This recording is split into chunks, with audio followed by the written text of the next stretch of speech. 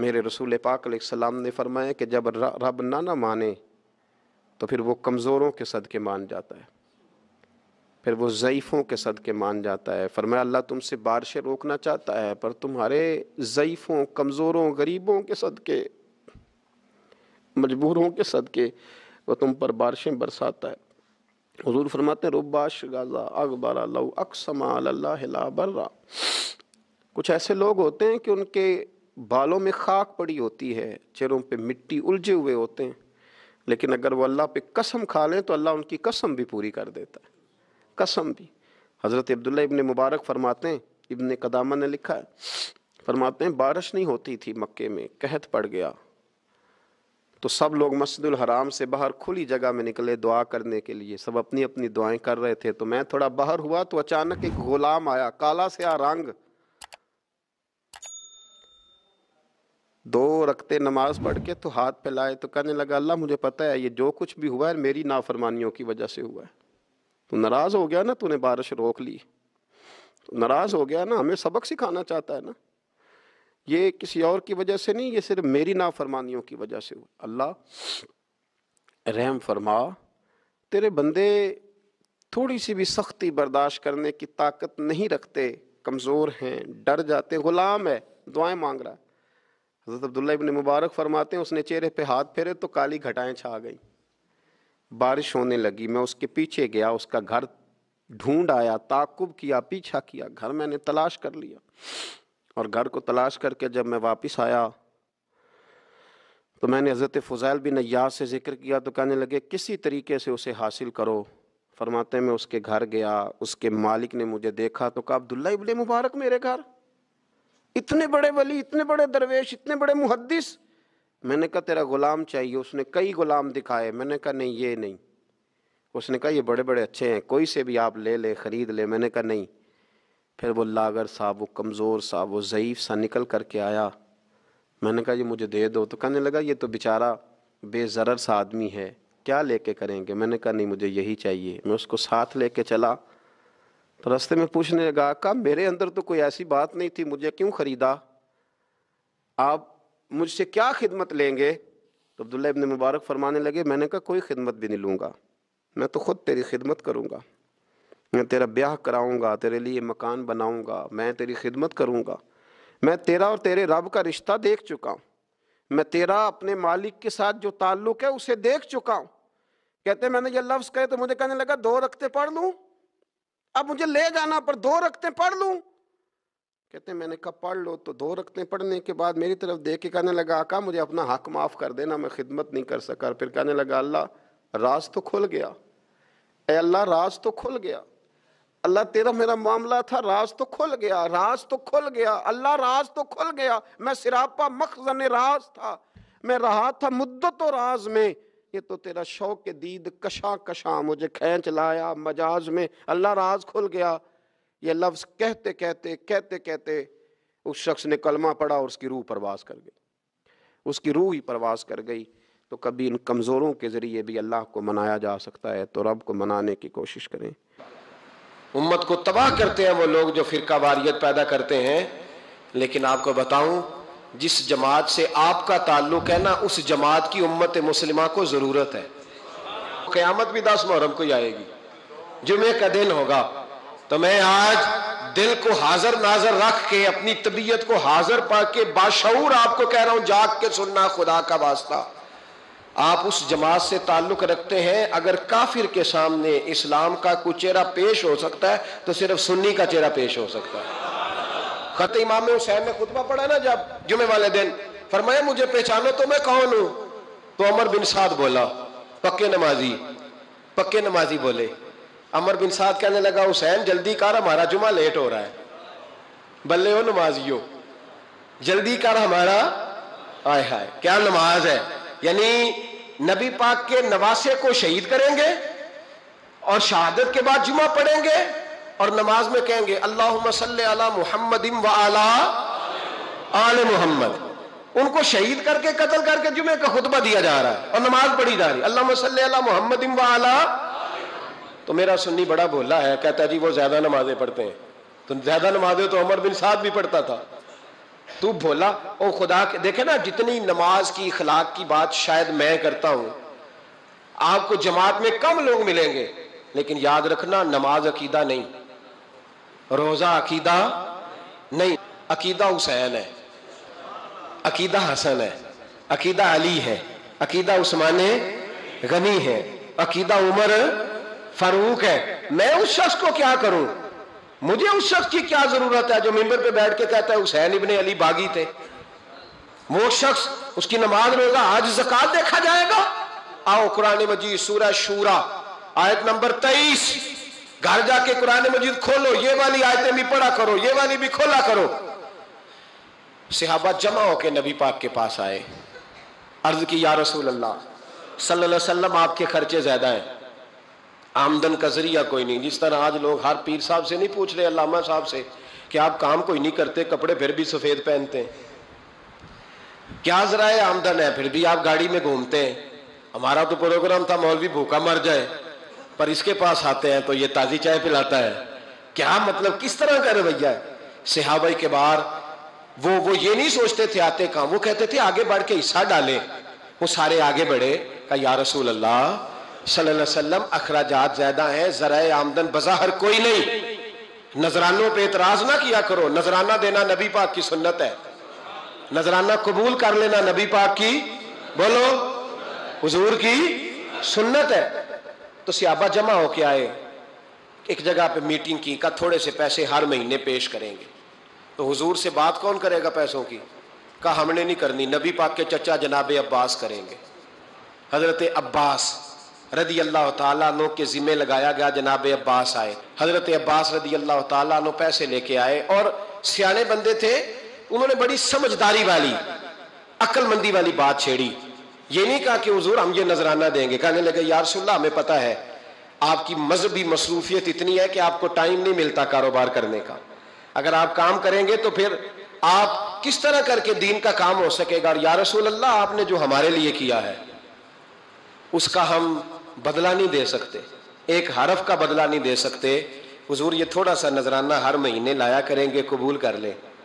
نبی پاک کے سامنے رکھا ہی تھا کہ اللہ کا قرآن بول پڑا, کا کل لا اسألکم علیہ اجرا, محبوب ان سے فرما دو کہ میں نے تمہارے لیے بڑی تکلیف سہی ہے, پر میں تم سے کوئی اجر نہیں مانگتا, تم سے کوئی اجر نہیں مانگتا. ہاں اگر تم نے کچھ کرنا ہے الا المودۃ فی القربى, تو میرے قریبیوں سے پیار کرتے رہنا, میری ختیجہ سے پیار کرنا, میری عائشہ کا ادب کرنا, میرے قریبیوں کا احترام کرنا. یا رسول اللہ ازواج تو گھر میں ہے ہی, قریبی کوئی اور بھی خاص ہے جس کا ادب کرنا ہے؟ تو نبی پاک نے فرمایا ہاں علی, فاطمہ, علی اور فاطمہ کی اولاد.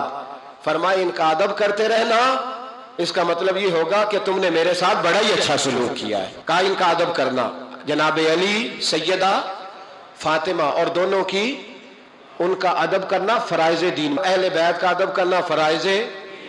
کچھ لوگ کہتے ہیں کچھ لوگ جی سید بن گئے ہے نہیں, پر میں کہ جڑے بن گئے انہوں نے اللہ آپ ہی پوچھ لے گا, تو ادب کر. جڑے بن گئے نے اللہ, شیخ الاسلام والمسلمین حضرت خواجہ قمر الدین سیالوی رحمت اللہ تعالی علیہ, دو بندے خواجہ صاحب سے ملنے آئے تو ان کو پتا تھا کہ خواجہ صاحب سیدوں کا بڑا احترام کرتے ہیں. اعلیٰ حضرت فاضل بریلوی کا جب عرس ہوتا ہے نا بریلی شریف, تو سیدوں کو اسٹیج پہ بٹھایا جاتا ہے اور بڑے بڑے عالم نیچے بیٹھتے. تو دوست بندے آ گئے, کچھ لینے کچھ مانگنے, تھے فرار دونوں. ٹانگے سے اترے تو سیال شریف کے رستے میں درمیان میں پروگرام بنایا کہ سنا ہے خواجہ صاحب سیدوں کا بڑا ادب کرتے ہیں, سید نہ بن جائیں. بن بھی جاتے ہیں نا لوگ, سید نہ بن جائیں. ٹھیک ہے جی بن جاؤ, بن گئے سید. خواجہ صاحب کو کسی نے اندر جا کے بتایا دو سید آئے ہیں, تو خواجہ صاحب اس طرح دوڑے کہ نہ جوتا نہ سر پہ ٹوپی, دوڑ کے آئے. شیخ الاسلام خواجہ صاحب نے ہاتھ چومے, نذرانہ دیا, 2-3 تھیلے بھر کے دیے لنگر کے. جب وہ جانے لگے نا تو خواجہ صاحب ان کے ساتھ باہر تک آئے, جہاں انہوں نے سید ہونے کا پروگرام بنایا تھا وہاں تک ساتھ آئے, ان کو روانہ کیا. تو ان میں سے ایک بندہ خود ہی بول پڑا, کہنے لگا حضور یہاں لوگ دروازے تک چھوڑنے آتے ہیں یا گاڑی تک؟ نہ دروازہ نہ گاڑی، آپ درمیان میں رخصت کرنے آئے، سمجھ نہیں آئی۔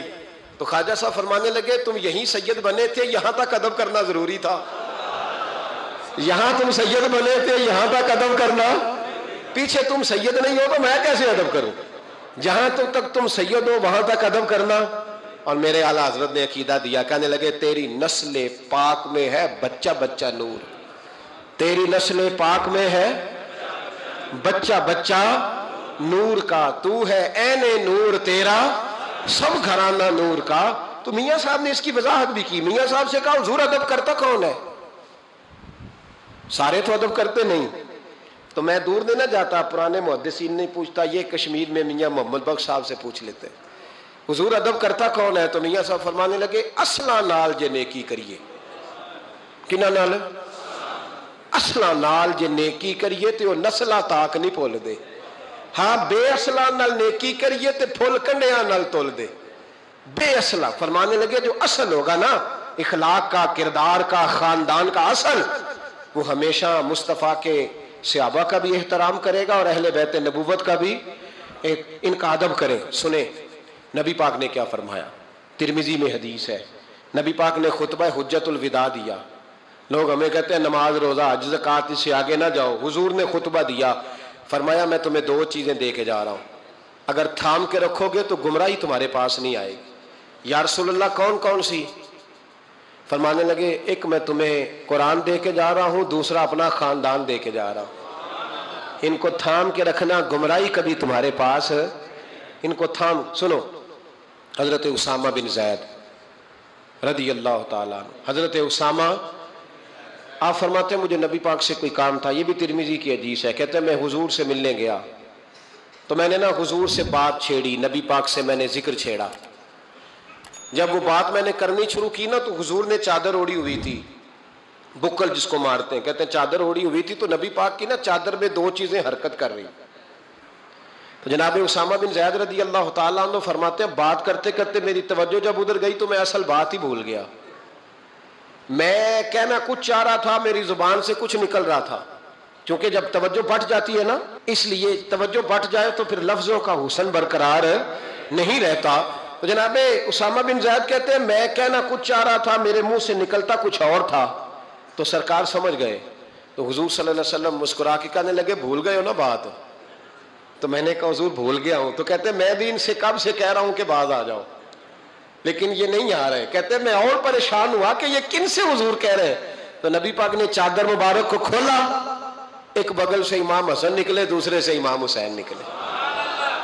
یہاں بھی ملا پریشان ہے، بڑی ٹینشن میں ہے، کہتا ہے جی ہر نانا ہی اپنے نواسوں سے پیار کرتا ہے۔ تو میں نے کہا بے وقوف، یہ عام نانا نہیں، یہ وہ والے نانا ہے جن کے بارے میں اللہ کہتا ہے وما ینطق عن الہویٰ ان ہوا الا وحی یوحیٰ، فرمایا میرے محبوب اتنی دیر تک بولتے نہیں جب تک میں حکم نہیں کر دیتا۔ تو امام حسن اور حسین کا پیار بھی اللہ کا حکم تھا، اس لیے ہو رہا تھا۔ فرماتے جب نبی پاک کی بغلوں سے وہ دونوں نکلے نا تو میں نے حضور کی آنکھوں میں چمک دیکھی، نور دیکھا، اور جیسے بندہ کسی سے پیار کرتا ہے تو چہرہ بھی بتا نہیں رہا ہوتا، آج کل کی زبان میں کہتے ہیں باڈی لینگویج، اس کی باڈی لینگویج بھی بتاتی ہے کہ یہ جو بات کر رہا ہے نا یہ طاری ہے۔ تو محبوب فرمانے لگے اسامہ یہ دونوں میرے بیٹے ہیں، یہ دونوں میرے بیٹے ہیں کیونکہ میری بیٹی کے بیٹے ہیں۔ اور فرمایا اسامہ میں ان سے بڑا پیار کرتا ہوں، کاش امت ان لفظوں کو سمجھ جائے۔ حضور نے فرمایا میں ان سے بڑا پیار کرتا ہوں، میں بڑا پیار کرتا ہوں، اور میں نے رب سے دعا کی ہے یا اللہ جو ان سے پیار کرے تو اس سے پیار کرنا۔ میں نے یہ دعا کی ہے اے اللہ جو ان سے پیار کرے تو اس سے بھی پیار کرنا۔ حضرت امام حسنین پہلی بات یہ ہے کہ ان کا پیار ایمان کا حصہ ہے، ان کا پیار ایمان کا حصہ ہے، ان سے جو پیار نہ کرے گا وہ صاحب ایمان۔ پر جس پیار کے ساتھ نبی پاک نے لوگوں کو نیکی کی طرف بلایا ہے نا، جس محبت سے، جس درد سے، جس ذوق سے حضور نے بلایا ہے، اور جس طرح دروازہ دروازہ جا کے حضور نے لوگوں کو کہا ہے آ جاؤ دین کی طرف آ جاؤ، جس توانائی کے ساتھ حضور چاہتے ہیں کہ لوگ دوزخ سے بچ جائیں، یہ صرف حضور ہی کا خاصہ ہے، یہ حدیث آپ نے یاد رکھنی ہے. حضور فرماتے ہیں میری اور تمہاری مثال اس آدمی کی طرح جس نے آگ جلائی تھی. آگ روشن ہو گئی تھی تو پتنگے اس میں گرتے تھے، تو وہ آگ جلانے والا بار بار پتنگوں کو روکتا تھا، نہ جاؤ جل جاؤ گے. فرمایا تم بھی بار بار ایسے کام کرتے ہو جو تمہیں دوزخ میں لے جائیں، اور میں تمہیں سینہ بند سے پکڑ پکڑ کے بچاتا ہوں، یہ کام نہ کرنا دوزخ میں لے جائے گا، یہ کام نہ کرنا دوزخ میں. نبی پاک نے ایک ایک مرحلے میں امت کی رہنمائی کی، ایک ایک کونے میں تربیت فرمائی، اور بڑی جانفشانی کے ساتھ، بڑی ہمت کے ساتھ، جد و جہد کے ساتھ لوگوں کو دین کا پیغام دیا. اور پھر بڑی دانائی سے، آج کچھ لوگوں کا انداز تبلیغ جارحانہ ہے، وہ کسی کو نماز کی دعوت بھی دیتے ہیں تو تلخ لہجے کے ساتھ، اپنے کسی بھائی کو دین کا پیغام دیتے ہیں تو ترش انداز کے ساتھ، حالانکہ اپنے حق میں جب وہ باتیں کرتے ہیں تو میٹھی. آپ کو اگر اپنا سودا بیچنے کے لیے نرم بات کرنی آتی ہے تو حضور کے دین کے لیے نرم بات کیوں نہیں کرتے؟ اگر اپنے بچے کو اپنے حق میں قائل کرنے کے لیے لہجے کو باوضو کر کے میٹھا کرتے ہو تو اپنے بچے کو نماز کی طرف مائل کرنے کے لیے، دین کی طرف مائل کرنے کے لیے میٹھا کیوں نہیں کرتے؟ آپ کا انداز حسین ہو، خوبصورت ہو. ادعو الی سبیل ربک بالحکمہ، لوگوں کو دانائی کے ساتھ اللہ کی طرف بلاؤ. اور یہ جو لوگوں نے کہنا شروع کر دیا نا یہ صرف علماء کی ڈیوٹی ہے، تو میرے بھائی نبی پاک علیہ السلام نے تو ایک معنی میں ہر امتی کو مبلغ بنایا ہے. فرمایا میری ایک آیت بھی کسی تک پہنچی ہے، ایک بات بھی تو دین میں لے جائے، پھیلائے جا کے. ایک ایک آدمی کی ذمہ داری ہے، آج ایک ایک کی ذمہ داری ہے دین کی خدمت کرنا، ڈیوٹی کرنا، لوگوں کو خیر کی طرف بلانا، بھلائی کی دعوت دینا. بڑا ثواب ہے مدینہ شریف میں مسجد نبوی شریف اور جنت البقیع میں دفن ہونے کا بڑا اجر ہے. پر حضرت جابر ابن عبداللہ کا مزار تو کہیں اور ہے، حضرت سعد بن ابی وقاص کا مزار تو کہیں اور ہے، حضرت ابو ایوب انصاری کا مزار تو کہیں اور ہے، حضرت انس بن مالک کی قبر تو کہیں اور ہے. مسجد نبوی میں اذان پڑھنے والے مؤذن جناب بلال حبشی کا مزار تو شام میں ہے. میرے دوستو وہ تو نکل گئے دنیا میں حضور کا پیغام لے کر، انہیں پتا تھا جنت البقیع میں دفن ہونے کا بڑا اجر ہے. انہیں یہ بھی پتا تھا کہ حضور کا اصل تو رضا اس میں ہے کہ دین کا پیغام دیا جائے، نکلا جائے. جب یہ درد لگ جاتا ہے نا زندگی میں تو پھر انسان گلی گلی گھومتا ہے دین کا پیغام لے کر، نگر نگر جاتا ہے. عدم سے لائی ہے ہستی میں آرزو رسول، کہاں کہاں لیے پھرتی ہے جستجو رسول. پھر انسان بیماریاں نہیں دیکھتا، تھکاوٹیں نہیں دیکھتا، گھر نہیں دیکھتا، پھر وہ اپنے اعلیٰ مقاصد کے لیے میدانوں میں رہتا ہے، جد و جہد کرتا ہے، کوشش کرتا ہے، ہمت کرتا ہے. آج امت مسلمہ کروڑوں میں ہے، کاروبار کو ٹائم دیتے ہیں، بچوں کو، دوستوں کو، صحت کو ٹائم دیتے، دین کو کیوں نہیں دیتے؟ پیغام دین اور بڑے خوبصورت انداز میں دیکھیے نا، ایک شخص نے بھی آ کے نبی پاک سے دین کی بات پوچھی ہے تو حضور نے ایک بندے کو بھی بتائی ہے، اور 100 نے آ کے پوچھی ہے تو حضور نے 100 کو بھی بتائی. پیغام دین دانائی سے، تدبر سے. اور پھر آگے ارشاد فرمایا اللہ تعالیٰ نے، فرمایا جو پاک چیزیں ہیں وہ محبوب تم پر حلال کرتے ہیں، اور جو گندی چیزیں ہیں وہ محبوب تم پر حرام کرتے. یہ بھی یاد رکھنا.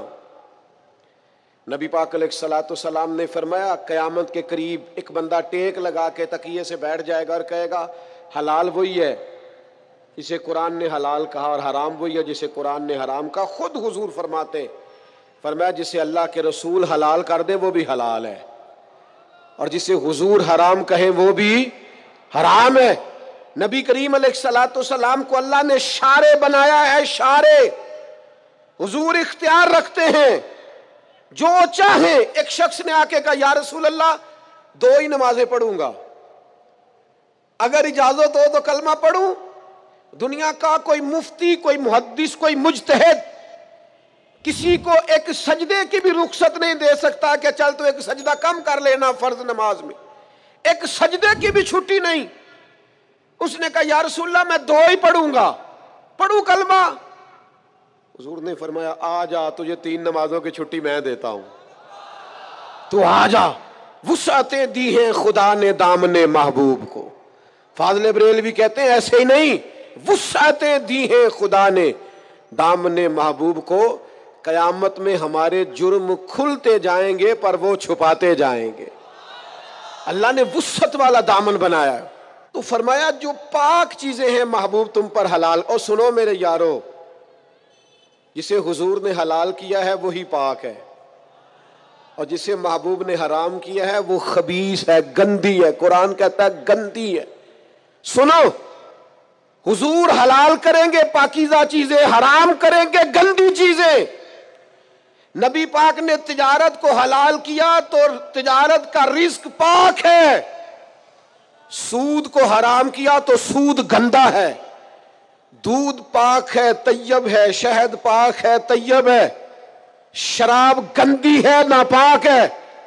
یاد رکھنا، جسے مصطفیٰ نے ناپاک کر دیا وہ کبھی پاک ہو سکتی، جسے رسول اللہ صلی اللہ علیہ وسلم پاک کہے وہ کبھی ناپاک ہو سکتا۔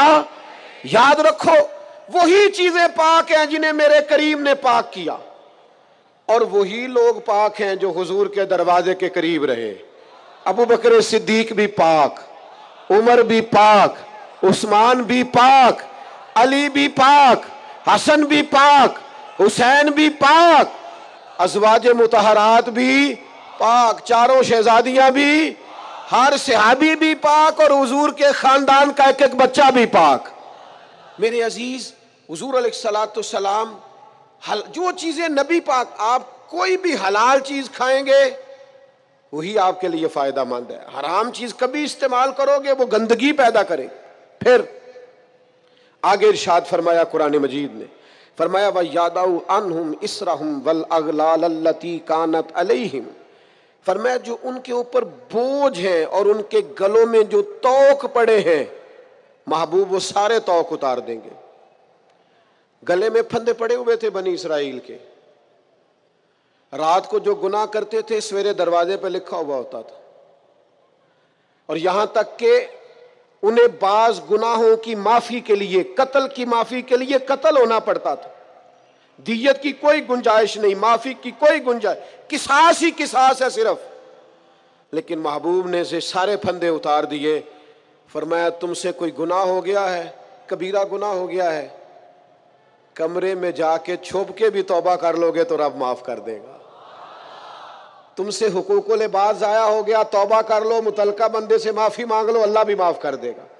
تم سے قتل ہو گیا، جاؤ اہل خانہ سے معافی مانگ لو، دیت دے لو، رضامند کر لو، اللہ بھی معاف کر دے گا۔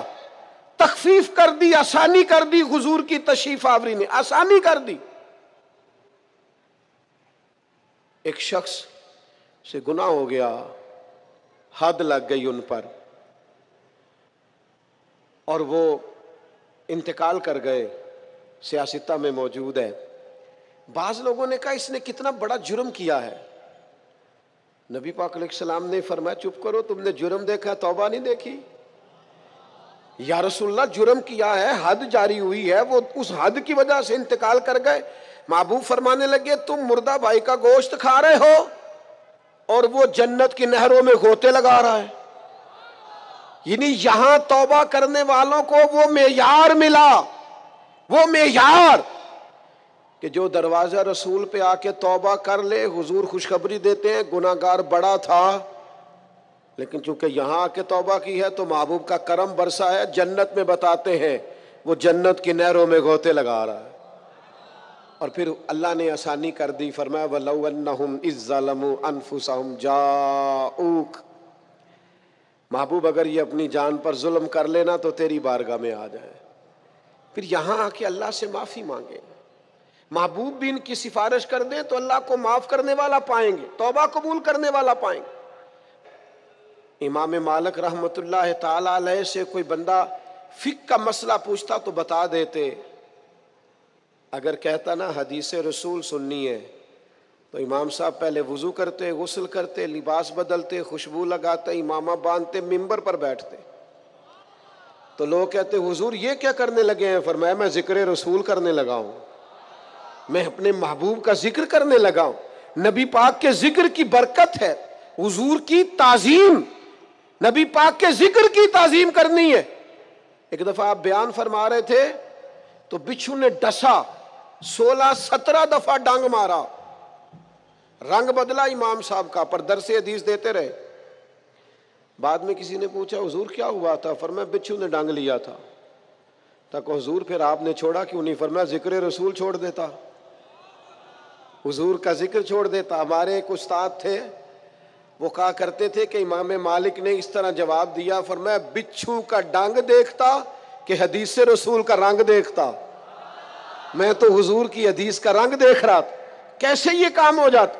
میرے عزیز یاد رکھیں گے آپ، تعظیم رسول اللہ صلی اللہ علیہ وسلم کی تعظیم. ایاز کے بیٹے کا نام محمد تھا، محمد بن ایاز. تو محمود غزنوی جب بھی آواز دیتے کہتے محمد بن ایاز میری بات سننا. ایک دن محمود غزنوی نے کہا او ایاز کے بیٹے بات تو سننا. تو ایاز حاضر ہو کے عرض کرنے لگے غلام زادے سے کوئی غلطی ہو گئی ہے، آج محمد بن ایاز نہیں کہا. تو سفید داڑھی اور بوڑھے محمود غزنوی آنکھیں چھلک پڑی، ہاتھ کانپنے لگے، کہنے لگے تیرے بیٹے کا نام میرے نبی کے نام پر ہے. آج میرا وضو نہیں تھا، اس لیے میں نے کبھی بغیر وضو اپنے محبوب کا نام لیا ہی نہیں ہے.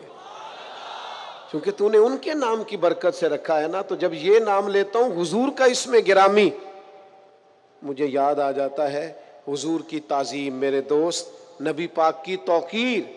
پھر فرمایا وَنَصَرُوهُ، اور دین کی مدد کریں، ایمان لائیں، نبی پاک کی تعظیم کریں اور دین حق کی سربلندی کے لیے کوشش کریں، جد و جہد کریں کہ دین کا غلبہ ہو جائے، دنیا کے اندر دین چھا جائے اور پوری دنیا کے اندر اسلام کا بول بالا ہو جائے. یہ مسلمان کی ذمہ داریاں اس آیت نے بیان کی. پھر فرمایا وَاتَّبَعُوا النُّورَ الَّذِي أُنزِلَ مَعَهُ، اور اس نور کی پیروی کریں جو نبی پاک کے ساتھ نازل ہوا. وہ نور کیا ہے؟ وہ قرآن مجید ہے. حضور قرآن لے کے آئے، نبی پاک نے قرآن مجید سکھایا. یعلمہم الکتاب والحکمہ، کتاب سکھائی اور حکمت سکھائی. نبی پاک نے ہر جگہ امت کو قرآن کی بات بتائی، قرآن کا درس دیا. امت کو چاہیے قرآن کے ساتھ جڑ جائے، قرآن مجید کے ساتھ وابستہ ہو جائے. آپ کی خدمت میں عرض کروں گا ہر روز ایک رکوع ترجمہ اور تفسیر کے ساتھ قرآن مجید کو پڑھیں، قرآن مجید کے ساتھ اپنی دلچسپیاں پیدا کریں.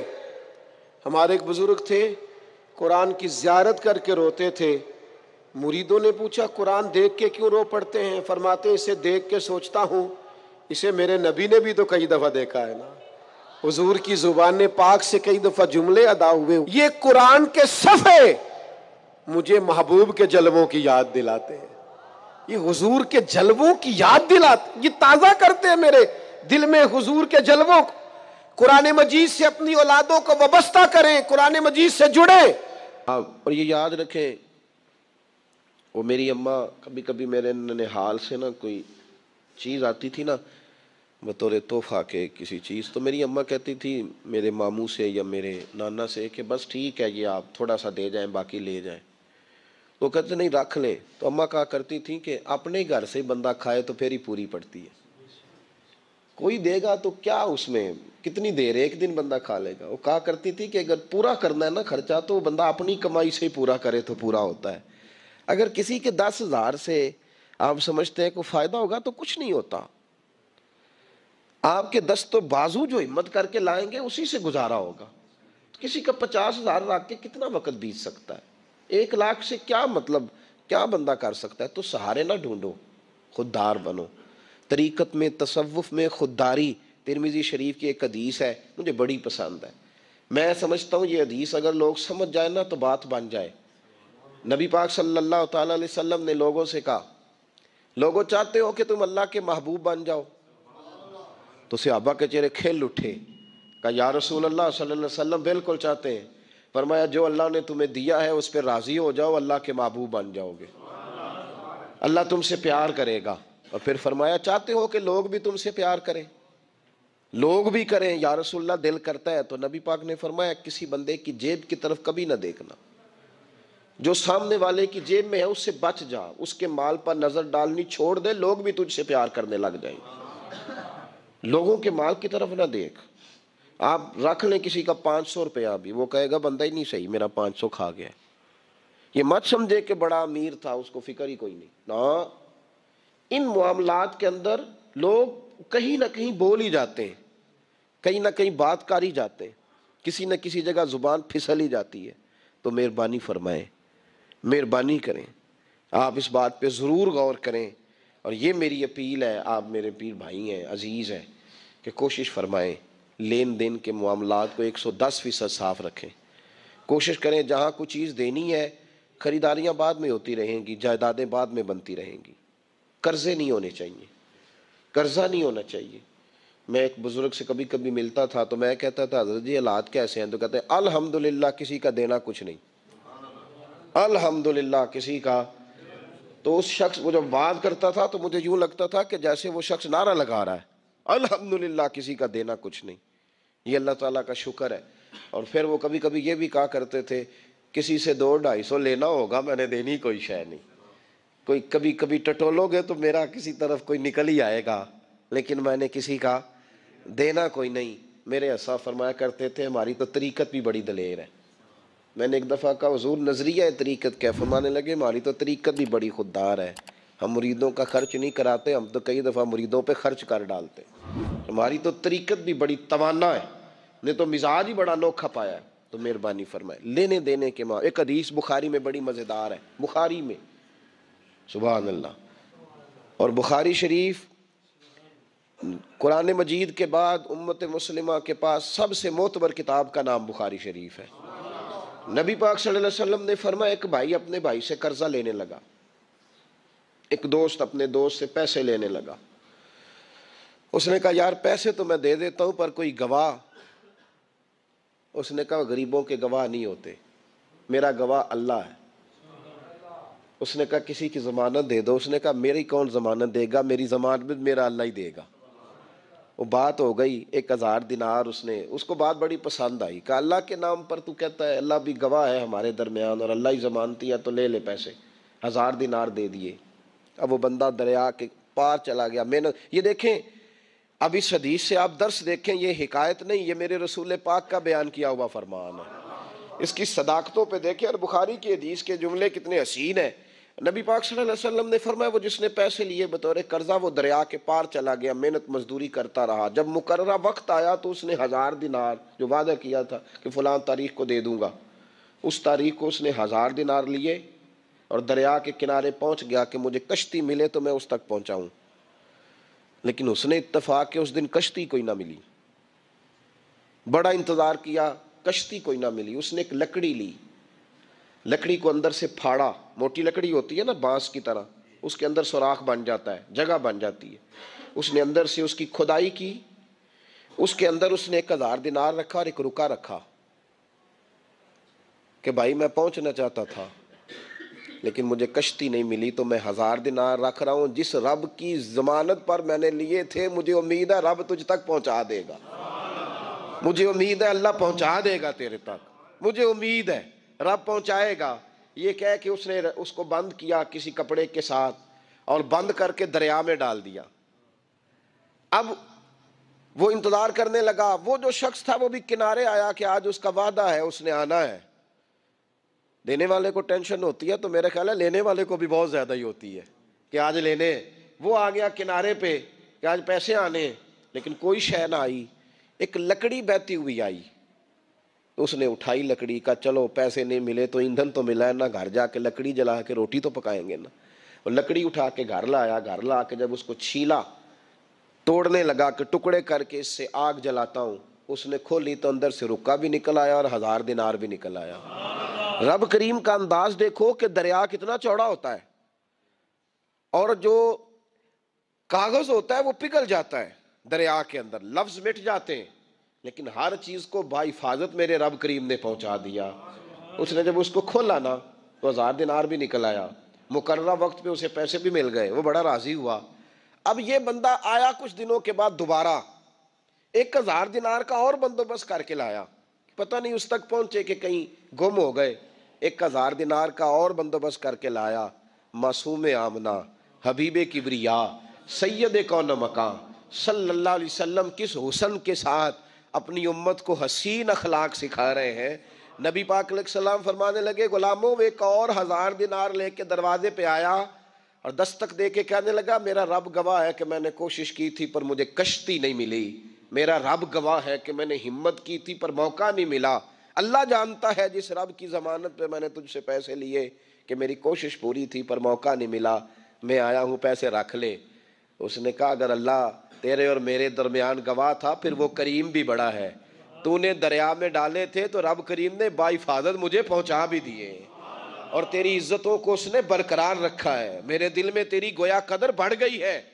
او بھائی، جو رب کریم پہ بھروسہ کرے، جو اللہ پہ بھروسہ کرے اور ارادہ کرے، اور اسی طرح کی ایک اور حدیث سیاستہ میں موجود ہے، نبی پاک صلی اللہ علیہ وسلم نے فرمایا ایک بندے کا ارادہ تھا قرضہ دینے کا، اس کا پروگرام تھا واپس کروں گا پیسے، محنت کر رہا تھا، جدوجہد کر رہا تھا، کوشش تھی، وہ نیت اس کی صحیح تھی، دبانے کا 1% بھی ارادہ نہیں تھا، کوشش جاری تھی، ہمت کر رہا تھا، فوت ہو گیا۔ یا رسول اللہ اب کیا بنے گا؟ اگر صوفیاء اس حدیث پہ وجد کرتے، وجد آتا ہے ان لفظوں پہ، اب کیا بنے گا؟ تو میرے محبوب فرمانے لگے قیامت کے دن اللہ اپنی رحمت سے اس کے قرضے ادا فرما دے گا۔ دیکھو اتنا بھی کوئی خوش نصیب ہے جس کی اللہ قرضے ادا کرے، اتنا بھی کوئی خوش قسمت ہے رب جس کے قرضے دے، اللہ کہے مجھ سے لے لے چل یار رہنے دے۔ او بھائی ان لفظوں کو دیکھیں نا، جس مبارکہ میں سرکار دو عالم صلی اللہ علیہ وسلم نے فرمایا قیامت کے دن 2 بھائی، ایک بھائی پہلے انتقال کر گیا، ایک بعد میں فوت ہوا، جو پہلے چلا گیا اس کے کچھ حقوق بعد والے نے دینے تھے، سمجھ لے کچھ قرضے تھے، اب وہ پہلے فوت ہوا، اسے بعد میں احساس ہوا، اس نے کوشش بھی کی، معافیاں بھی مانگی، لیکن اب وہ فوت ہو چکا تھا۔ تو نبی پاک صلی اللہ علیہ وسلم فرماتے ہیں قیامت کے دن چونکہ یہ معافیاں بھی مانگتا رہا، توبہ بھی کرتا رہا، بڑی اس کو صحیح احساس ہو گیا، ندامت والی توبہ کی، لیکن اب جس کا حق تھا وہ تو فوت ہو گیا، اب کیا کرے؟ تو محبوب فرمانے لگے فوت ہوگا نا، جس نے دینے تھے پیسے، جس کے ذمے حقوق تھے، لیکن وہ جس کے دینے تھے وہ تو چلا گیا، سمجھ لیں کوئی وارث بھی نہیں۔ تو فرمایا جب یہ فوت ہوگا تو قیامت کے دن جو پہلے فوت ہوا تھا وہ مقدمہ کرے گا کہ یا اللہ اس نے میرا مال دبایا، میرے پیسے لے کے دے، تو رب کریم فرمائے گا چل یہ بڑیاں معافیاں مانگتا رہا، اسے معاف کر دے۔ اللہ فرمائے گا، وہ کہے گا نہیں یا اللہ مجھے بڑا ستایا، مجھے بڑی تکلیف دی، میرے حقوق ضائع کیے، میں نہیں معاف کرتا۔ تو رب کریم فرمائے گا ذرا اوپر اٹھنا، چل بعد میں بات کرتے ہیں، اٹھ تو صحیح، وہ جنت میں ایک محل بنا ہوا ہے، ذرا اس کی طرف تو نظر ڈال۔ اس نے نظر ڈالی تو یہاں تو کوئی اچھا انجینئر بنائے کوئی مکان تو نظر جو ہے وہ ہٹتی نہیں، تو جس مکان کو رب تیار فرمائے، جس کو اللہ بنائے، اس سے نظریں کیسے ہٹتی ہوں گی؟ اس نے دیکھا تو دیکھتا ہی گیا، دیکھتا ہی گیا، عرض کرنے لگا مولا یہ کس کا مکان ہے؟ تو محبوب علیہ السلام فرماتے ہیں رب کریم نے فرمایا اس کا ہے جو اس کی قیمت دے گا۔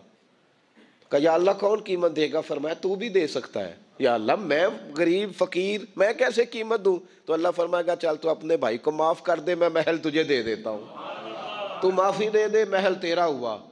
تو حضور فرماتے ہیں 3 دفعہ بولا، کہنے لگا یا اللہ میں نے معاف کیا، یا اللہ میں نے معاف کیا، یا اللہ میں نے معاف کیا۔ تو اللہ فرمائے گا پھر بھائی کا بازو پکڑ، وہ ایک محل نہیں، وہ ایک ہی نقشے کے 2 بنائے ہوئے ہیں، اس کا بازو پکڑ، دونوں جنت میں چلے جاؤ، میں نے تم دونوں کے لیے گھر بنا دیا ہے۔ تو اپنے معاملات صحیح کرنے کی کوشش کریں، اپنے معاملات صحیح کریں۔ ہم اس سلسلہ عالیہ میں داخل ہیں کہ حضور غوث اعظم رضی اللہ تعالیٰ عنہ کے والد کا مشہور واقعہ ہے کہ بھوک لگی تھی تو دریا میں بیت توبہ سیب کھا لیا تھا، سیب کھا لیا غوث اعظم کے والد نے، تو پھر کہنے لگے اوہو یہ میں نے کیا کیا؟ جس سمت سے وہ سیب آیا تھا وہاں جانے لگے، وہاں ایک باغ تھا، پیچھے جا کے ٹہنیاں جھکی ہوئی تھیں، تو یہاں سے سیب آیا، باغ کے مالک بھی بزرگ تھے، ان سے جا کے کہا غلطی سے کھا لیا ہے، معافی مل جائے۔ انہوں نے کہا معافی اتنی جلدی نہیں ملتی۔ کیسے ملے گی؟ فرمایا 12 سال مالی بن کے میرے باغ کی نوکری کر۔ تو خدمت کرنے لگے تو حضور غوث اعظم کے نانا جی کہتے ہیں بچہ مجھے بھا گیا، کہنے لگے حضور چلے معاف کر دیں اب، تو کہا معافی نہیں ملے گی، میری ایک بیٹی ہے، آنکھوں سے اندھی ہے، آنکھوں سے اندھی، کانوں سے بہری، زبان سے گونگی اور پیروں سے لنگڑی، اس سے نکاح کر، پھر معافی ملے گی۔ کھایا کیا؟ ایک سیب۔ تو حضور غوث اعظم رضی اللہ تعالیٰ عنہ کے والد کہنے لگے مجھے گوارا ہے، آپ کر دیں نکاح، پر وعدہ کریں مجھے معاف کر دیں گے نا؟ تو کہتے ہیں نکاح ہو گیا۔ جب پہلے دن میں حجلہ عروسی میں داخل ہوا تو میں نے پلنگ پر کوئی معذور نہیں، جنت کی حور کی مثل عورت بیٹھی دیکھی، اور جس کا حسن بتاتا تھا کہ چہرے سے زیادہ باطن میں اللہ نے روشنی عطا فرمائی ہوئی ہے۔ فرماتے ہیں میں نے اس کے قریب جا کر تو کون ہے؟ مجھے تو کچھ اور بتایا گیا تھا۔ فرمایا تجھے بتایا گیا تھا کہ آنکھوں سے اندھی ہے، اس لیے کہ کبھی غیر محرم کا چہرہ دیکھا ہی نہیں، کانوں سے اس لیے بہری ہے کہ کبھی غلط بات سنی نہیں، کسی غلط کے پاس بیٹھی نہیں، اور زبان سے اس لیے کہ گونگی ہے کہ غلط جملہ کبھی نہیں نکلا، یا اللہ کا قرآن نکلا ہے یا محمد عربی کا درود و سلام نکلا ہے، غلط جملہ نہیں نکلا۔ اور ٹانگوں سے اس لیے لنگڑی ہے، کسے اپنے باپ کے گھر کا رستہ تو آتا ہے، سوائے اس کے گلی کا اور کوئی موڑ نہیں جانتی، اس نے پاکیزگی سے وقت گزارا۔ حضور غوث اعظم کے والد کہتے ہیں میں اپنے لین دین کے معاملات سیدھے کرنے گیا تو سادات کے گھر کی حور مجھے ملی، اور جب میں اس حور سے ملا تو پھر رب نے مجھے عبد القادر جیلانی جیسا بیٹا عطا فرمایا، غوث پاک جیسا بیٹا دیا۔ تو گئے تو معاملات سیدھے کرنے تھے، تو اللہ نے ولایت کے امام کا باپ بنا دیا۔ تو مہربانی فرمائے اپنے معاملات میں توانائی پیدا کریں۔ کچھ لوگ ایسے ہوتے ہیں جن کا مال مثل مملکت کے ہوتا ہے۔ اعلیٰ حضرت رحمۃ اللہ علیہ نے پیر کے حقوق میں یہ لکھا ہے کہ اس کے مرید کا مال اسی طرح ہے جس طرح اس کا اپنا ہے، لیکن ساتھ اشارہ بھی دے دیا ہے کہ چاہیے یہی کہ وہ بھی احتیاط ہی کرے، وہ بھی احتیاط ہی کرے، پرہیز ہی کرے، کوشش کرے۔ اور آپ فرماتے ہیں چونکہ باپ کی حیثیت رکھتا ہے تو ضروری تو نہیں نا باپ بیٹے کی کمائی کھائے، کبھی کبھی بیٹے بھی باپ کی کھا ہی لیتے ہیں، اس طرف بھی توجہ کر لے، کوئی حرج نہیں۔ اپنے معاملات کو صحیح رکھے، لینے دینے کے معاملات کے اندر کبھی کمی نہ لائے۔ یہ چیز اگر پیدا ہو جاتی ہے نا تو آپ یقین کریں وقار ہی تو انسان کے پاس ہوتا ہے، وہ ضائع ہو جاتا ہے تو نقصان ہوتا ہے۔ تھوڑے میں وقت گزاریں، بڑی مزیدار زندگی ہوتی ہے انسان کی۔ میری برباد بستی کو بسا دو یا رسول اللہ، میری برباد بستی کو بسا دو یا رسول اللہ، کنارے پر میری کشتی لگا دو یا رسول اللہ، میری برباد بستی کو بسا دو یا رسول اللہ، میرے طارق دل پر نور کی برسات ہو جائے،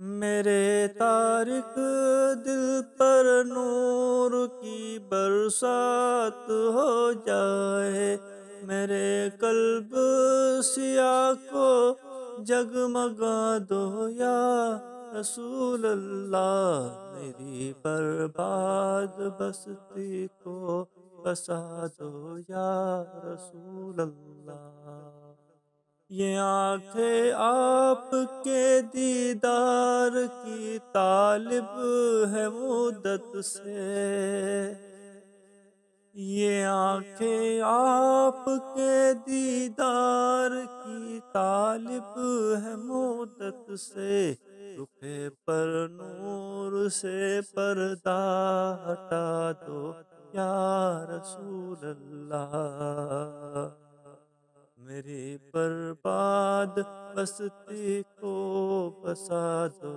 یا رسول اللہ۔ اور صبح قیامت بھی ہم سب لوگ نا لائق لوگوں سے اپنا تعلق بناتے ہیں۔ میں نے دیکھا ہے کہ ساری زندگی کا رشتہ ہے وہ کسی نے کہا تھا کہ کوئی بندہ مجھے ایسا چاہیے کہ میں اس سے جھوٹ بھی بولوں تو وہ مجھ سے سچ بولے. کچھ لوگ ایسے چاہیے ہوتے ہیں نا زندگی میں کہ وہ توأن و کرہن ساتھ ہی رہیں، لیکن یہ ہوتا نہیں، مشکل کام ہے. لوگ کہتے ہیں اگر لائق ہے تو میرا ہے، نالائق ہے تو پھر میرا. بنتے نہیں. یقین کریں آپ سے زندگی میں کوئی خطا ہو گئی کو آپ کا بننے کو تیار نہیں ہوتا، کہتا میرا نہیں تعلق بھائی، میں اس کے لین دین کا بالکل ذمہ دار نہیں، میرا اس کا کوئی رشتہ نہیں، تو جان یہ جان، کاٹ دیا. اور اگر گناہ ہو گیا، غلطی ہو گئی، انسان سے ہو جاتی ہے.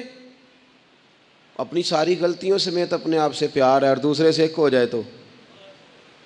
لیکن کچھ لوگ ایسے ہوتے ہیں. حضور غوث پاک کے مدرسے کے اساتذہ نے کہا تھا حضور سبق بانٹنے ہیں، پیریڈ لگانے ہیں، آپ کو کون سی کتاب دے دیں، فقہ، اصول، تفسیر، حدیث کیا پڑھائیں گے؟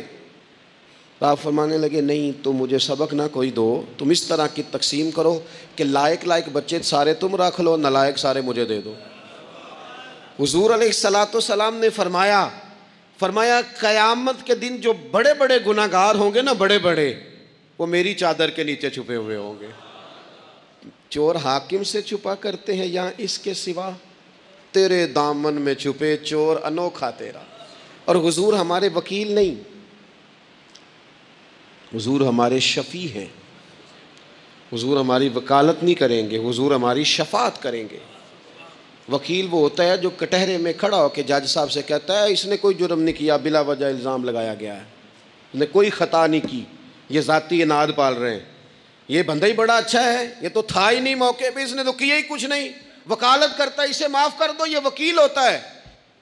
اور شفیع وہ ہوتا ہے جو کہتا ہے اس نے سارا کچھ ہی کیا ہے پر میں جو آ گیا ہوں، سارے جرم اس نے کیے ہیں پر میں آ گیا ہوں نا، میرا آنا دیکھا جائے اور اسے معاف کر. تو نبی کریم علیہ الصلوۃ والسلام نے خاص، اور پھر کچھ ایسی چیزیں جو بالکل سادی تھیں اس کا بھی نبی پاک صلی اللہ تعالیٰ علیہ وسلم نے لوگوں پر بوجھ نہیں ڈالا. حضرت سیدنا ابن مسعود رضی اللہ تعالیٰ عنہ فرماتے ہیں، مسلم شریف میں موجود ہے، کہتے ہیں حضور ہمیں کبھی کبھی واز سنایا کرتے تھے، ہر روز تقریر نہیں سناتے تھے. یا رسول اللہ صلی اللہ علیہ وسلم ہمارا دل کرتا ہے. فرمایا میں نہیں چاہتا کہ تم تکلیف میں آ جاؤ. حضور فرماتے ہیں میں لمبی نماز پڑھانا چاہتا ہوں، پیچھے سے کوئی بچہ رو پڑتا ہے، میں اللہ کی نماز مختصر کر دیتا ہوں. نبی پاک صلی اللہ تعالیٰ علیہ وآلہ وسلم کی عادت مبارکہ تھی. حضور سواری پہ چل رہے ہوتے تھے تو کوئی غلام ساتھ چلنا چاہتا تھا تو فرماتے تھے میرے ساتھ آ کے سواری پہ بیٹھ جا. یا رسول اللہ میں آپ کے ساتھ نہیں بیٹھ سکتا، میں تقاضا ادب ہے کہ میں آپ کے ساتھ نہ بیٹھوں. تو حضور فرماتے پھر واپس چلا جا، میری طبیعت گوارا نہیں کرتی کہ میں سواری پہ چلوں اور میرے ساتھ جو لوگ ہیں وہ پیدل سفر کریں. احساسات، جذبات، محبوب کریم کو اللہ تبارک و تعالیٰ نے جو دل عطا کیا. آپ دیکھیں چھوٹے چھوٹے بچوں، وہ ہمارے ہاں نا جی بزرگ ناراض نہ مجھ سے ہو جائیں، ہمارے ہاں بزرگ بعضوں کا شکوہ کرتے ہیں، کہتے ہو کاکا ادھر آئے نا تو میرے نہ سلام نہیں لئی. بھئی آپ لے لیتے سلام، یہ کچھ جھگڑے والی بات ہے؟ آپ سلام کر دیں. رسول پاک کی عادت مبارکہ تھی کہ چھوٹے چھوٹے بچے گلیوں میں ہوتے تو حضور آگے بڑھ کے خود انہیں سلام کہتے، ان کے سروں پہ دست شفقت پھیرتے، ان کی چھوٹی چھوٹی باتیں سنتے، ان کے سوالات کے جواب ارشاد فرماتے. اللہ کے پیارے رسول صلی اللہ تعالیٰ علیہ وسلم کا تو یہ معاملہ تھا کہ عبادت کے معاملے میں بھی جب ایک شخص نے کہا کہ یا رسول اللہ میں ساری رات نماز پڑھا کروں گا، سارا دن روزہ رکھوں گا، تو حضور نے فرمایا نہ، آنکھیں تکلیف میں آ جائیں گی، وجود تھک جائے گا. ایک سرکار کی زوجہ محترمہ ام المومنین نے رسی باندھ لی تھی مسجد نبوی میں کہ میں جب تھک جاؤں گی تو ٹیک لگا لوں گی، پر میں نے پڑھنی ساری رات ہے نماز. اللہ کے محبوب نے فرمایا جتنی دیر طبیعت اجازت دے اتنی دیر پڑھو، باقی آرام کرو. اور فرمایا تمہاری آنکھ کا بھی تمہارے اوپر حق ہے، تمہارے وجود کا بھی تمہارے اوپر حق ہے. یہ ساری چیزیں نبی پاک صلی اللہ تعالیٰ علیہ وسلم کی امت کے ساتھ رحمت پر دلالت کرتی ہیں. اسی طور پر آپ دیکھیں کہ نبی کریم علیہ السلام نے 2-3 دن تراویح پڑھی، پھر صحابہ جمع ہو گئے، زیادہ لوگ آ گئے تو سرکار اندر سے باہر ہی نہیں آئے، حجرے میں رہے. فجر کے وقت آئے تو فرمایا مجھے پتہ تھا تم سارے انتظار میں ہو اور تم نے دیر تک میرا انتظار کیا، میں جان بوجھ کے نہیں آیا. کیوں نہیں آئے یا رسول اللہ صلی اللہ تعالیٰ علیہ وسلم؟ تو حضور فرمانے لگے اس لیے نہیں آیا کہ اگر میں آ جاتا اور کچھ دن مستقل یہ نماز پڑھتا تو میرے دل میں خیال آیا کہیں رب کریم اسے فرض نہ کر دے. تمہیں مشقت ہوگی, تمہیں تکلیف ہوگی, لہٰذا میں حضور دل چاہ رہا ہے نفل عبادت کو, اس لیے نہیں کر رہے کہ امت پر کہیں ضروری ہو جائے. حضرت سیدنا عباس فرماتے ہیں کہ ایک انصاری صحابی رات کو مسجد نبوی شریف میں داخل ہوئے. ان دنوں جن دنوں وہ بدر کے قیدیوں کو لایا گیا تھا,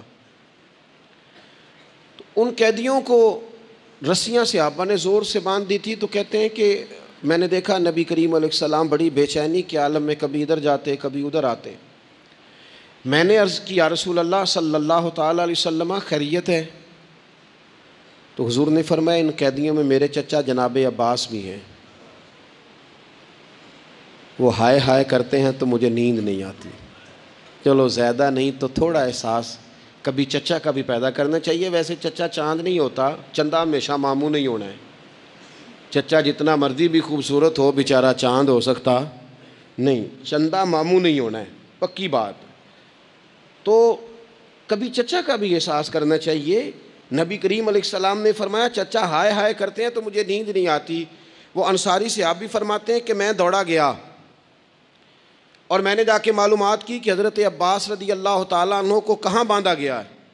فرماتے میں جا کے حضرت عباس کی رسیاں ڈھیلی کر کے آیا تو وہ سکون میں آ گئے. تو آ کے حضور علیہ السلام کو میں نے دیکھا تو سرکار بھی زمین پر بیٹھ گئے, لیکن ابھی چہرے پر بے چینی باقی تھی. میں نے عرض کی حضور میں رسیاں ڈھیلی کر رہا ہوں جناب عباس کی, آپ آرام سے سو جائیں. تو یہاں تک نہیں یہ رحمت رکتی, یہ رحمت کسی مقام پر محدود نہیں ہوتی. میرے کریم کا کرم ہمیشہ برستا ہے تو بغیر رنگ و نسل ہر جگہ برستا ہے.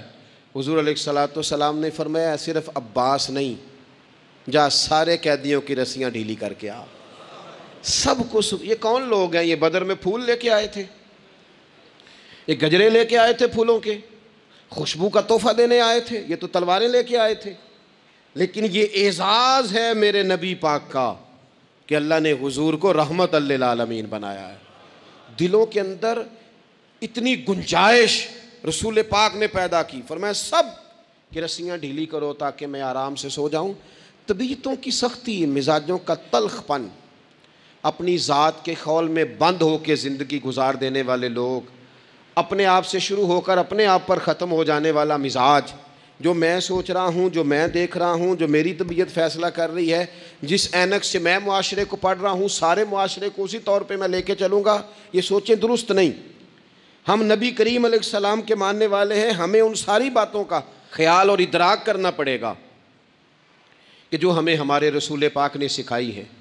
انسان پر بعض اوقات کچھ لوگ اس طرح کا بھی اس کے ساتھ رویہ اختیار کرتے ہیں کہ رد عمل کے طور پر کچھ کہنا پڑتا ہے. بعض لوگ سخت سست کہہ دیتے ہیں رد عمل کے طور پر, خود اس طرح کے نہیں ہوتے لیکن تانگ آمد بجانگ آمد. تو ایک دفعہ جب بڑی سخت تکلیف دی کفار نے تو صحابہ نے عرض کی یا رسول اللہ ان کے لیے دعا کریں یہ تباہ ہو جائیں. تو محبوب نے خود ان لفظوں کے ساتھ جواب دیا, فرمایا اللہ نے مجھے لعنت ملامت والا نہیں بنا کے بھیجا, مجھے رحمت للعالمین بنا کے بھیجا. انہیں ہر وقت تانے دیتے رہنا, ہر وقت کھڑے رہنا. یہ دیکھیں نا میرے ملک کا ماحول کیا بنا ہوا ہے, رائے کا اختلاف ہی ہے نا, لیکن جو دھینگا مشتی روز ہوتی ہے اور جو دھما چوکڑی روز مچائی جاتی ہے, روز جو نئی سے نئی کہانی پنپتی ہے, ملک کے اندر کوئی شخص ایسا نہیں رہ گیا, کوئی ادارہ ایسا نہیں رہ گیا جس کے بارے میں ہمارے دل بالکل صاف ہوں. اس لیے کہ ہم نے مزاج اس طرح کا بنا لیا ہے, ہم نے اینک اس طرح کی لگا لی ہے, لہجے اس طرح کے بنا لیے. حضور سید عالم علیہ السلام نے ایک دن فرمایا تھا مجھے کسی صحابی کے بارے میں کوئی بات نہ پہنچانا, کسی کی غلطی آ کے ڈائریکٹ مجھے نہ بتانا, میرے سامنے کچھ بھی ایسا نہ کرنا. یا رسول اللہ کیوں؟ فرمایا میں چاہتا ہوں میرے دل میں سب کے لیے گنجائش ہے تو گنجائش ہی رہے. لوگوں کو خوش گمان رہنے ہی نہیں دیا جاتا, اچھی سوچیں پیدا کرنے کے موقع ہی نہیں دیے جاتے. وہی بدگمانیاں ہیں, وہی ماحول کے اندر شدت ہے, وہی انداز ہمارا اس طرح کا ہے, اور وہی کچھ ہم کر رہے ہیں, اور سارے ہیں کہ ایک ہی لاٹھی کے ساتھ ہانکے جا رہے ہیں. خدا را چیزوں کو دیکھیں اور غور کریں کہ ہم نبی پاک صاحب لولاق سید عالم صلی اللہ تعالیٰ علیہ وسلم کے ماننے والے ہیں۔ پھر ایک اور بات، حضور کی رحمت چونکہ کامل ہے تو حضور علیہ السلام کا ایک طریقہ ہے، دنیا میں دو طرح سے لوگ اپنا آپ ثابت کرتے ہیں۔ ایک پورے ماحول میں لوگ اندھیرا کرنا چاہتے ہیں تاکہ میں صحیح طرح چمک جاؤں، وہ پھر بتاتے ہیں کہ اس وقت دنیا میں کوئی آدمی بھی میرے سوا ٹھیک نہیں ہے۔ کسی کا بھی تذکرہ ان کے سامنے کیا جائے تو ایک دو چار کمزوریاں اس کی وہ بتا دیتے ہیں، کیونکہ وہ فل اندھیرا کرنا چاہتے ہیں اور سمجھتے یہ ہیں کہ جب میں اندھیرا کروں گا تو پھر میں زیادہ چمک جاؤں گا۔ اس لیے باقاعدہ منصوبہ بندی کی جاتی ہے اور باقاعدہ لوگ بٹھائے جاتے ہیں اور کردار کشی کرنا ایک پورا ماحول بنا دیا گیا، اور کوئی بھی شخص اس سے مبرہ نہیں، وہ دینی تعارف رکھتا ہو یا دنیاوی تعارف رکھتا ہو، سیاسی سماجی معاشرے میں کوئی مقام رکھتا ہو یا سیاسی قد کاٹ سے اس کا تعارف ہو، کردار کشی عام بنا دی گئی اور اس پر لوگ خوش ہوتے ہیں۔ میرے بھائیوں، نبی کریم نے بھی اپنا اثبات کیا ہے، لیکن رسول پاک کا طریقہ یہ نہیں ہے کہ کسی دوسرے کی نفی کر کے ہی اپنا اثبات ہوتا ہے۔ قرآن تو نبی پاک پہ نازل ہوا ہے نا، حضور قرآن لے کے آئے ہیں، پر اس قرآن میں تو حضرت موسیٰ کی تعریفیں بھی ہیں، حضرت عیسیٰ کے تذکرے بھی ہیں، جناب عیسیٰ کے معجزات بھی ہیں، اس میں تو حضرت نوح کا ذکر بھی ہے، اس میں تو حضرت آدم کا ذکر بھی ہے، اس میں تو حضرت یوسف علیہ السلام کے حسن و جمال اور کمال کے تذکرے، اس میں تو جناب لقمان حکیم کی حکمت اور دانائی کی بات ہے، اس میں تو حضرت خضر کا تذکرہ ہے۔ اس قرآن مجید کے اندر تو اولیاء اللہ کی شان ہے، اس میں تو ماں باپ کی فضیلت ہے، اس میں تو پڑوسیوں کی بات ہے۔ اس قرآن مجید نے تو غریب کی بات کی، یتیم کی بات کی، بیوہ کی بات کی۔ تو رسول کریم نے بتایا کہ دوسروں کو پیچھے کر کے اپنے آپ کو آگے نہیں کیا جا سکتا، تم سب کو ساتھ لے کے چلو، تمہیں اللہ امامت عطا فرما دے گا۔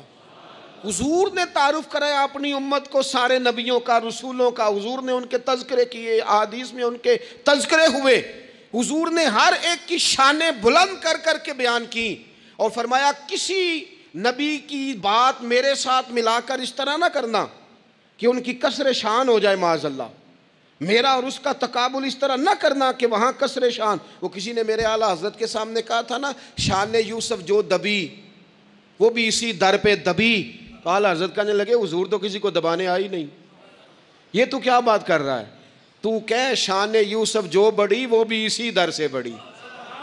یہ کہہ کہ نبی پاک تو عزتیں دینے آئے، ہر ایک کی قسمت میں حضور نے عزت لکھی۔ کہا باپ راضی ہو گیا تو رب راضی ہو گیا، فرمایا ماں کے قدموں کے نیچے جنت، بہنوں کی بیٹیوں کی پرورش جو کر کے آئے گا میرے ساتھ جڑ کے انگلیوں کی طرح جنت میں جائے گا۔ فرمایا تم میں سب سے بہتر وہ جو اپنے گھر والوں کے لیے، اپنی بیوی کے لیے بہتر، میں تم سب سے زیادہ اپنے گھر والوں کے لیے بہتر۔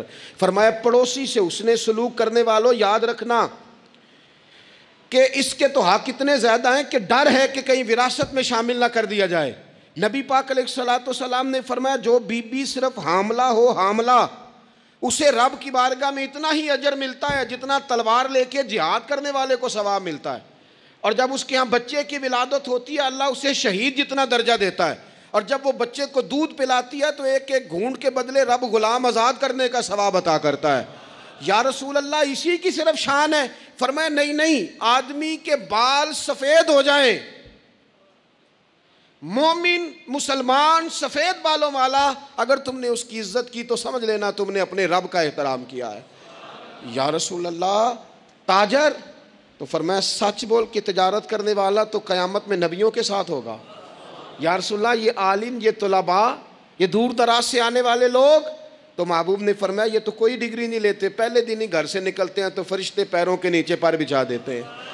یا رسول اللہ وہ مزدور دیکھا، مزدور سڑکوں پہ بیٹھا، رول گئے لوگ اپنے مطالبات کے لیے احتجاج کرتے، وہ کسان دیکھے دنیا سو رہی ہے ٹھنڈ میں جا کے فصلوں کو پانی دے رہے، وہ ہم نے مزدور دیکھے جن کے ہاتھوں پہ چھالے پڑ گئے، لوگوں کی انہوں نے بلڈنگیں کئی منزلہ بنا دی پر اپنے چھت سے پانی ٹپکتا روک نہ سکا۔